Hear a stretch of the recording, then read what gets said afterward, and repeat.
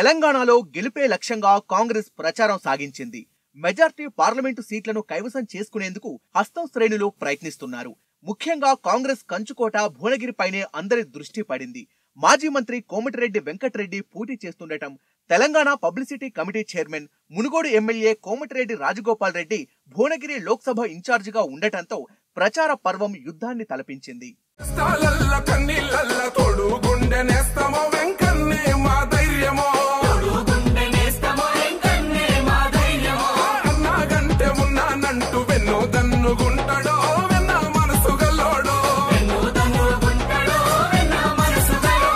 ప్రజా సేవకులుగా కోమటిరెడ్డి బ్రదర్స్ కు పేరుండటంతో భువనగిరి పార్లమెంటు పరిధిలోని భువనగిరి, నకరికల్, తుంగతుర్తి, మునుగోడు, ఆలేరు, ఇబ్రహీంపట్నం, జనగాం నియోజకవర్గాల్లో కోమటిరెడ్డి సోదరులు విస్తృతంగా పర్యటించారు. తమకున్న పాత పరిచయాలతో ప్రతి ఒక్కరిని కదిలించారు. దీంతో భువనగిరి లోక్సభ పరిధిలో పూర్వ వైభవం కోసం హస్తం శ్రేణులు కృషి చేస్తున్నాయి.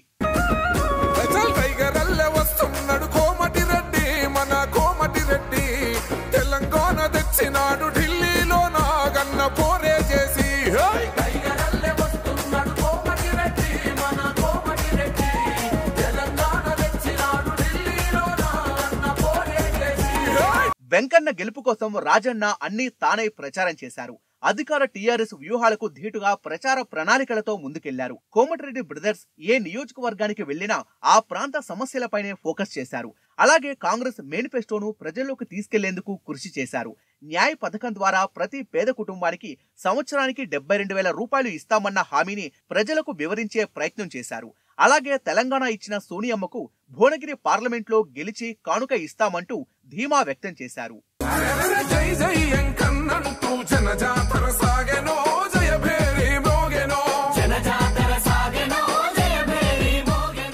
దళితుణ్ణి సీఎం చేస్తానన్న కేసీఆర్ మాటిచ్చి మోసం చేశారని మండిపడ్డారు కోమటిరెడ్డి రాజగోపాల్ రెడ్డి.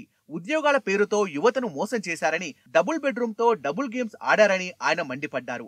తాను ఎంపీగా ఉన్నప్పుడు భువనగిరి ప్రాంతాన్ని ఎంతో అభివృద్ధి చేశానన్నారు. ప్రశ్నించే గొంతు కోమటిరెడ్డి వెంకటరెడ్డి అని, ఆయన గెలుపుతోనే భువనగిరి పార్లమెంటు నియోజకవర్గం అభివృద్ధి సాధ్యమని కోమటిరెడ్డి రాజగోపాల్ రెడ్డి తెలిపారు. కోమటిరెడ్డి వెంకటరెడ్డి గారిని గెలిపించి బహుమానంగా పంపించాలి.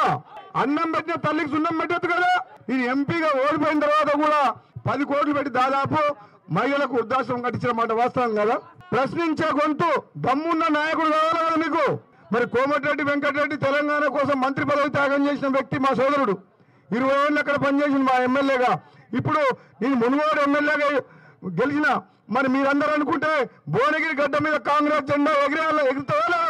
మన తెలంగాణ ప్రజల ఆత్మగౌరవం కోసం తెలంగాణ తెచ్చుకుంటే కొందరు చోటామోటా నాయకులు వాళ్ళ స్వార్థ ప్రయోజనాల కోసం మన తెలంగాణ ప్రజల ఆత్మగౌరవాన్ని కేసీఆర్ కాళ్ళ పెట్టింది కదా.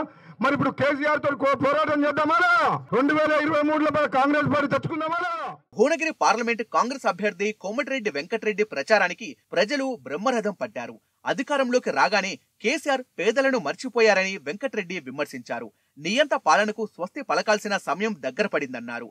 తాను గెలిచిన వెంటనే భువనగిరి సస్యశ్యామలం చేస్తానని వెంకటరెడ్డి హామీ ఇచ్చారు. 2 సార్లు తెలంగాణ వచ్చిన తర్వాత మోసం మాటలు చెప్పి కేసీఆర్ ముఖ్యమంత్రి అయి ఒక పేదవానికి ఏమైనా న్యాయం చేసిండా? ఒక పేదవానికి ఇల్లు కట్టిండా? ఒక పేదవానికి ఉద్యోగం ఇచ్చిందా? చదువుకున్న పిల్లలకు కానీ ఒక్కసారి ఆలోచించింది. నీళ్ల కోసం, నిధుల కోసం, ఉద్యోగాల కోసం కొట్లాడి తెలంగాణ తెచ్చినాం. ఆయన కొట్లాడలే 11 మంది పిల్లలు చనిపోయారు. చేర్యాల ప్రాంతం ఉద్యమాలకు మారిపోయారు.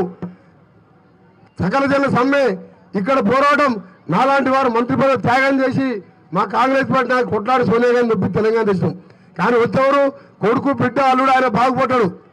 అందుకని ఈసారి జరిగే ఎన్నికల్లో కాంగ్రెస్ పార్టీ అభ్యర్థిగా నన్ను ఎంపీగా గెలిపించి రాహుల్ గాంధీ గారు ప్రధానం చేసి కాంగ్రెస్ పార్టీ రుణం తీర్చుకోవడంతో పాటు ఈ చంద్రబాబు నాయుడు ఒళ్ళు దగ్గర పెట్టుకొని పనిచేయాలంటే నాలాంటి వారిని ప్రశ్నించే కొట్లాడే వారిని గెలిపించాలి. భువనగిరి కాంగ్రెస్ ఎంపీ అభ్యర్థిగా కోమటిరెడ్డి వెంకటరెడ్డి పేరును హైకమాండ్ ప్రకటించినప్పటి నుంచి హస్తం శ్రేణులు ప్రచారంలో దూసుకెళ్లాయి. నామినేషన్ల నుంచి నేటి వరకు ప్రతి ఒక్కరూ ప్రశ్నించే గొంతుకు కోసం అహర్నిశలు శ్రమించారు. మరి భువనగిరి ఖిల్లాపై ఎవరి జెండా ఎగురుతుందో చూడాలి. కంటి పాపలాగా మనల కాచేవాడు, దారి చూపేవాడు.